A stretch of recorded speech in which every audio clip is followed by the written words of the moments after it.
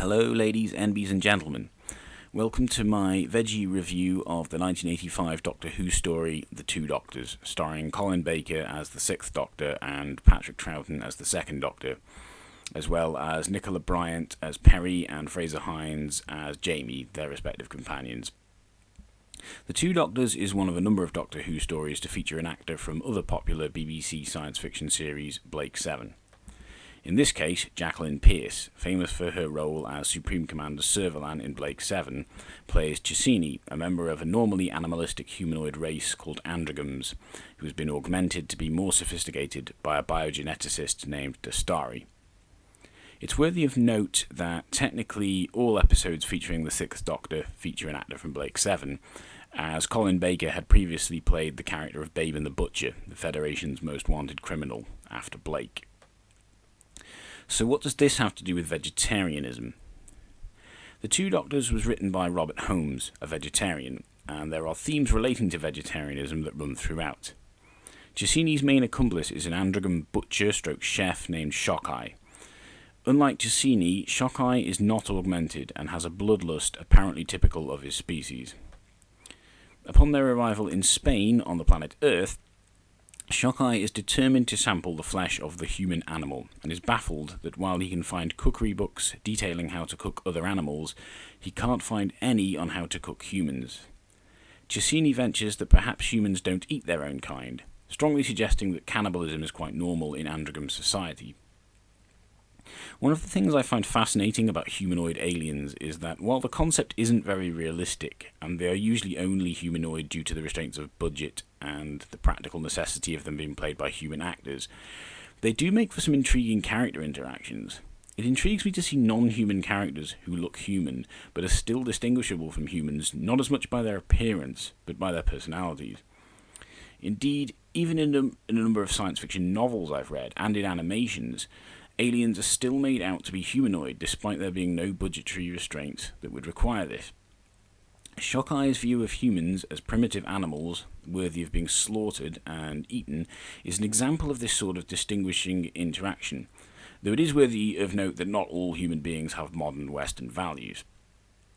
I think a character like Shockeye is supposed to be an uncomfortable mirror of human behaviour, with his desire to slaughter, cook and eat a human very much humanising animals. When Shockeye is zapping Jamie with his gizmo designed to tenderize meat prior to slaughter, Dastari comments on how inhumane this action is. Shockeye argues that primitive creatures don't feel pain and that Jamie's cries are merely a nervous reflex. This is an argument almost identical to one made by Descartes, who once, rather harrowingly, attempted to prove that non-human animals don't feel pain by brutally hacking some of them to death in front of a live audience.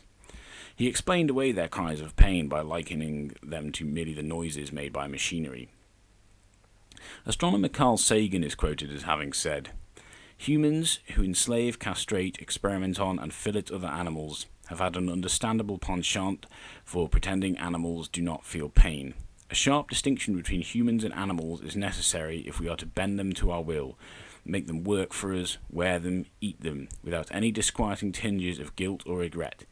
It is unseemly of us, who often behave so unfeelingly toward other animals, to contend that only humans can suffer. The behaviour of other animals renders such pretensions specious. They are just too much like us." I first discovered this quote several years ago, but no amount of Googling has led me to a satisfactory answer as to whether or not Carl Sagan was a vegetarian, though it's notable the only thing he seems to eat in Cosmos is apples. Nonetheless, it's a good quote. Shockeye also seems to marvel at the human custom of rearing livestock, specifically for slaughter. This is interesting because the androgams are very much portrayed as being ruthless and bloodthirsty, yet don't seem to engage in the cruelties of factory farming. Another notable scene is the exchange between Oscar and Anita when they are out catching butterflies. When Oscar remarks how beautiful butterflies are, Anita asks, "Then why do you kill them?" Also, the Sixth Doctor, when he senses himself becoming an androgam, expresses a desire for cat meat, which highlights the hypocrisy of how humans will make pets out of some animals, but food out of others.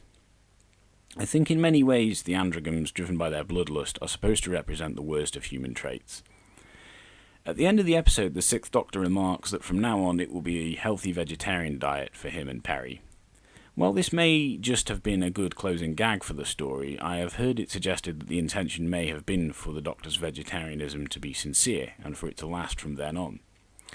Obviously, as evidenced by such dishes as fish fingers and custard, the Doctor's vegetarianism is not canonical, but it would have been awesome.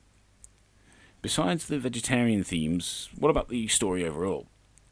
Colin Baker's era of Doctor Who was often criticised for being overly violent when compared to previous seasons.